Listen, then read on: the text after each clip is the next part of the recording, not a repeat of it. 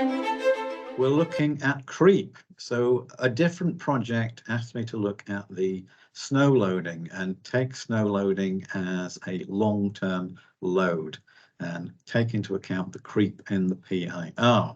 And to do that, all we do is add these coefficients, creep coefficients. There's one for 2,000 hours for snow loading and one for 100,000 hours for dead loading. These you need to get from your manufacturer, and these vary enormously. And we've also got differences in the shear strength for long-term and short-term loading. Again, the 44 is quite conservative. So we pop those into our equation. We also take into account the mass of the panel, because we'll take it into the dead load. We add a service load, a mere 10 kilonewtons per square meter, to allow for lighting and cables and so on, minor light services. So we carry on, and we get the design shear capacity, the plastic section capacity, and the elastic section capacity. This is for a standard steel and steel composite section. So we've got steel skins top and bottom, so there's no need to do the transformation that we had before. We look at the bending capacity check, and that will pop out our bending load span table for bending failure. So from spans from 1.5 meter spans through to 7.8 meter spans, and from panel thickness varying from 50 to 150. Okay, similarly, we can do it for shear. We turn that shear equation on its head, and then we produce the load that would cause the panel to fail in shear. And we do it twice because we've got a different value for the long-term shear capacity. So the long-term shear capacity is less than half of the short-term shear capacity. We look at deflection checks. So we've already calculated what our second moment of error is for the panel. And we look at the deflection limits. Now, what's hiding in my area is all the equations. So once again, we've set our limitation to span over 150, and we work that through. So this is for wind loading, no creep allowed. And we factor it up by the difference in the ratios between the wind speeds at serviceability and ultimate limit state. We then move on to deflection in snow. And again, let's open that hidden area. And we see very similar equations, but this time, here is our flexural deflection, and here is our shear deflection, but we've added on the creep coefficient for the 2,000 hours of creeping. So 3 months of snow you might sustain. And you work through the calculations again, lots and lots of tables of numbers, and we pop out with the serviceability limit state loading, and then we factor that up. This time we're using snow, so we want the difference in the factors for snow at ultimate versus service. So that pops out a remarkably similar figure of 1.47. So we multiply our serviceability limits by the USR, that's the ultimate to serviceability ratio for snow. And finally, we're looking at dead load. So again, we rerun that calculation. This time we're using the creep coefficient for 100,000 hours for dead loading. And on we go. So we use an ultimate service ratio of 1.2 because our dead load is nearly always combined with something else when we're looking at the dead load and deflection. And so we pop it out. Here is our limitations for the dead load. So looking at fixing loads, we have decided that our fixing spacing is going to be 250 millimeters. Our fixing capacity is 237 kilonewtons. So from that we can derive our limits on the fixings. So for simply supported fixings, it's only half the full load. So therefore we can get the load before fixing failure as 12.64 for the shorter spans, and then up to 2.45 3 for the longer spans. We can do the same for other variations other than simply supported. So continuous panel, in this case, 4-span continuous panel, instead of being 0.5, we use a factor of 1.14. And so the allowable loading comes down considerably. So don't forget that your intermediate fixings are carrying at least twice as much load as your end fixings. We go on to comparisons. We don't really need this, but it's always nice to look at it. So for the shorter spans, the shear is dominating, and for the thinner panels, the deflection is going to be dominating throughout. So as we say, for spans below 3 meters, the shear dominates. For spans above 3 meters, bending dominates. And for 50 mil thick panels, the deflection governs. But for panels bigger than 100 mil, then your fixing load might govern. You might not get the whole fixing load available. So then we can produce tables, sorry, not tables. Then we can produce charts, and these are slightly different to the plots, and you can find these not under the plot menu, but under the math menu, and you can insert a chart from that menu. So I've inserted a chart and I've plotted bending 2 lots of shear, so short-term, long-term, the fixing load, the deflection, and the snow. And that is for a 50 millimeter panel. Now, how did I pick out the 50 millimeter panel? Well, again, we've got an area that's hidden lots of numbers, and you can see why when you look at all those numbers. We've got columns and columns of numbers. You will see nothing but columns of numbers by the end of this. So to make our plots actually do a nice line on our graphs, we need to transpose all of those parameters. So we go from our bending loads and we transpose it using the transpose functions from the matrices operator here. Similarly, we do it for the shear, short term and long term, for deflection under wind load, deflection under snow load, deflection under dead load. And then we can also look at fixings and so forth. So from that, we get this set of arrays, and we end up with these transformed these transformed matrices. So instead of being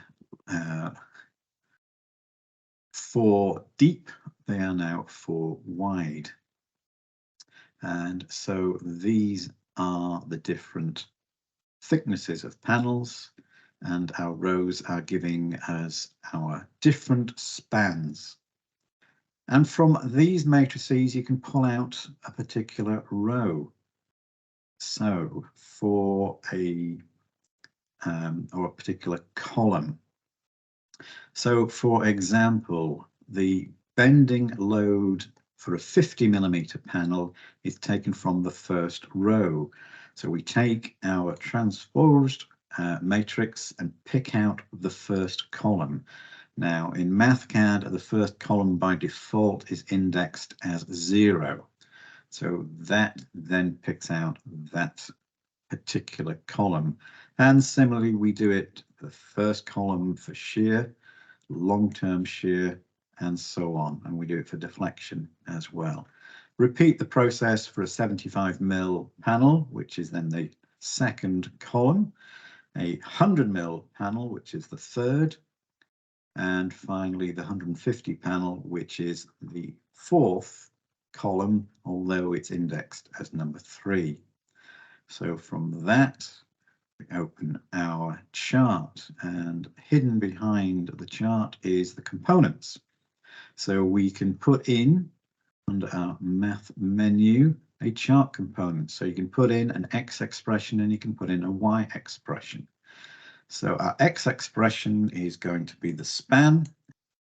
So for our Y components are going to be the load for bending failure, the load for shear failure, the load for shear failure in the long term, the load for the fastener failure, and then the load for deflection failure under wind and the deflection failure under snow. So that gives us many curves. And Mathcad allows you to reformat your chart. There's a lot more tools available compared to plots, and it's intended that charts are something that are published rather than your plots are something you do for your maths. The styles you can turn, you've got a limited amount of styles. You can do it as a single line, you can do it as a trace, or you can do it as columns. I think we still prefer the lines. The style of the chart, well, you can change the background color if you really wish, have a border, and so on. You can put a legend on, which we've put middle and right, so it's over here. And again, you can put a border on if you wish. You give the chart a title, so you type in the title there and tell it where to go, so it goes top center. There's a limited range, you can't just put it anywhere, but in this case it suits top center. So looking at the axes, and do you want check marks?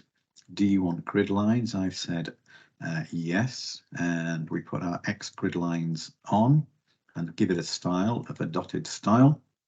You give it a title, in this case span in meters. What's the setup? Now sometimes the default setup will work, which in this case it has. It started at 1.5 and gone through to 8 and give us 13 steps in between. If you want, you can rearrange that. Okay, so that was the X. Now let's look at the Y. Again, you have a setup. In this case, it's taken the default range. Now it's pulled out the raw numbers, and the raw numbers in pascals. If you want to display these in kilopascals, simply divide everything by 1,000. You can give it a title, so max pressure in pascals at ultimate limit state, and it tells you where to put it.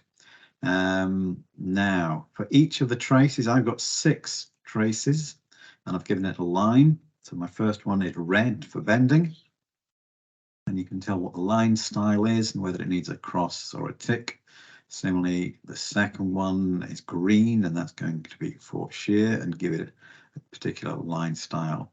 Longer term, give it a different thickness of line style, and so forth until you get your chart. So you can close that and it will update any changes you've made. And then you can hide the input by clicking on the minus sign. Then we move on, do the same thing again for our 75mm panel and our 100mm panel, our 150mm panel, so on. So that was the raw data. Those are the loads for the panels in the different cases. What about finding the minimum? Now, unfortunately, you can't just use min as a function on a matrix, because it will just pick out the minimum value and give you a single value. That's not what we want.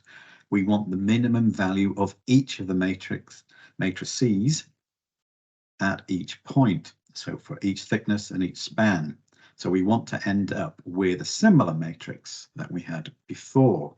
So we do a little bit of programming. So first of all, we find out how many rows we've got. So our rows using the length function for the matrix, and that gives you 4. So we've got 4 thicknesses. And then we look at the columns. How many spans are we looking at? Well, we're looking at 12 different spans. We initiate our matrix by giving it a 0 value, and then we go for all the rows and all the columns. We populate the values and we pop in the minimum of the load in bending, in long-term shear, and in deflection for snow load, and that pops out this matrix.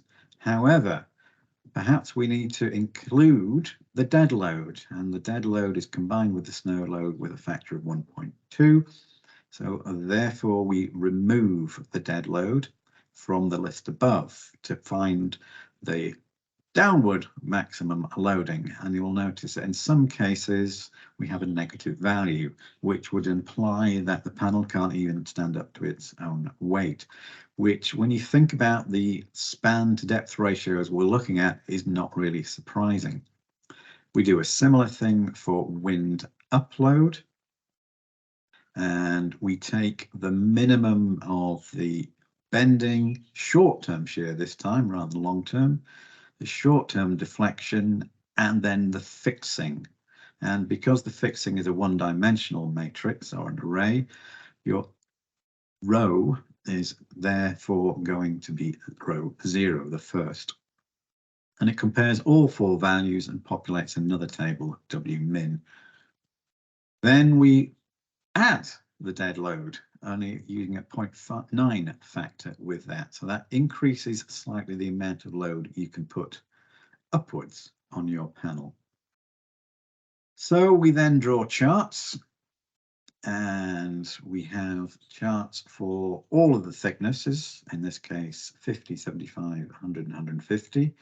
We've put in a little table here so we can tell the difference between the two. That's just a manual addition, not particularly scientific.